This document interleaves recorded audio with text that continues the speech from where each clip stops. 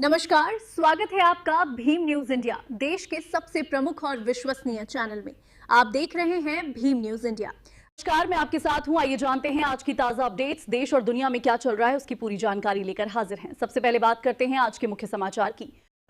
Bhim news India देख रहे हैं आप विनय कुमार सिंघल के साथ।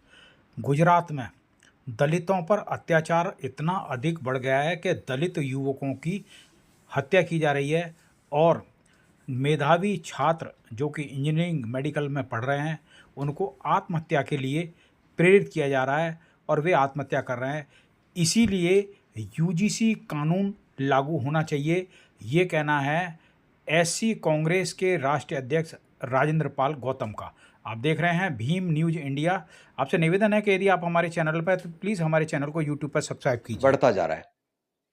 आए दिन दलितों की हत्या की जा रही है और दुख की बात यह है कि वहां लंबे समय से भारतीय जनता पार्टी का शासन है, लेकिन पूंजीवादी राजशाही वाले लोग, सामंतवादी लोग, वहां कोई भी ऐसी आवाज जो सामाजिक न्याय की बात करती हो, कोई भी ऐसी आवाज जो सूचना के अधिकार के तहत एप्लीकेशन लगाकर गुजरात के अंदर होने वाले घोटालों को उजागर करती हो, या कोई भी ऐसी आवाज जो दलित, पिछड़े, वंचित वर्ग के मुद्दों को उठाती हो, गुंडे लोग ऐसी आवाजों को दफन करने का लगातार काम कर रहे हैं।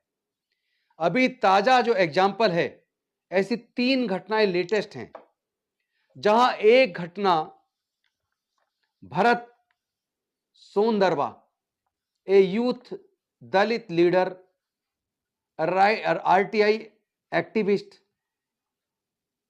was murdered, or because his body was found under suspicious circumstances. अभी उनके विसरे की रिपोर्ट का इंतजार है। इस बात की पूरी संभावनाएं हैं कि जानबूझकर उसकी हत्या की गई है। विसरे की रिपोर्ट आएगी तो चीजें क्लियर होंगी। लेकिन दूसरी, रतनलाल मेघवाल, ए मेडिकल स्टूडेंट, जो एम्स का फाइनल ईयर का छात्र था गुजरात का, जो राजस्थान से आता था, उस रतन मेघवाल को इतना प्रताड़ित किया गया कि उसने जनवरी में भी आत्महत्या की कोशिश की। 17 पेज का सुसाइड नोट लिखा। सोच के देखिए, जो एमबीबीएस का फाइनल ईयर का छात्र, जिसकी एमबीबीएस कंप्लीट ही होने वाली है, उसके सपने, उसके परिवार के सपने क्या रहे होंगे। परिवार के लोग कितने खुश होंगे कि हमारा बेटा डॉक्टर बनने वाला फाइनल ईयर में है। लेकिन उस बच्चे के मन की स्थिति को जानिए, कितनी प्रताड़ना हुई होगी और वो कितने लंबे समय से प्रताड़ना झेल रहा होगा, जिसने 17 पेज का सुसाइड नोट लिखा और अल्टीमेटली आत्महत्या कर ली। ये आत्महत्या नहीं है, ये आत्महत्या के लिए किस हद तक उसको प्रताड़ित किया गया होगा, वो उसके 17 पेज का सुसाइड नोट बताएगा। पूरे दलित समाज के साथ आए दिन लगातार इस तरह की उत्पीड़न की घटनाएं पूरे देश में, विशेष रूप से उत्तर प्रदेश, मध्य प्रदेश, राजस्थान, गुजरात, बिहार, महाराष्ट्र, इन तमाम बीजेपी शासित राज्यों में लगातार इस तरह की हत्या हो रही है। और तीसरी घटना, भावेश मानवी, जिसको यह कह के कि कंप्रोमाइज करना है, क्योंकि उसने म्युनिसिपैलिटी में कोई कंप्लेंट लगाई थी, तो यह कह के कि कंप्रोमाइज करना, उसको बुलाया और उसको 6 लोगों ने इतने बुरी तरीके से मारा, उसका कोई अंग नहीं बचा जिस पे वार ना हुआ हो। अल्टीमेटली उसकी हत्या हो गई। अब मैं आपको घटना बताता हूं, कितनी दर्दनाक घटनाएं हैं ये कोई पहला सिलसिला नहीं है। नानजी सोंदारवा, जो एक आरटीआई एक्टिविस्ट थे, मानेकवाड़ा, राजकोट से, उस आरटीआई एक्टिविस्ट की 2018 में उसकी हत्या कर दी गई और उसके केस की पैरवी कर रहे उनके बेटे राजेश सोंदरवा, 2019 में उनके बेटे की, राजेश सोंदरवा की भी हत्या कर दी गई।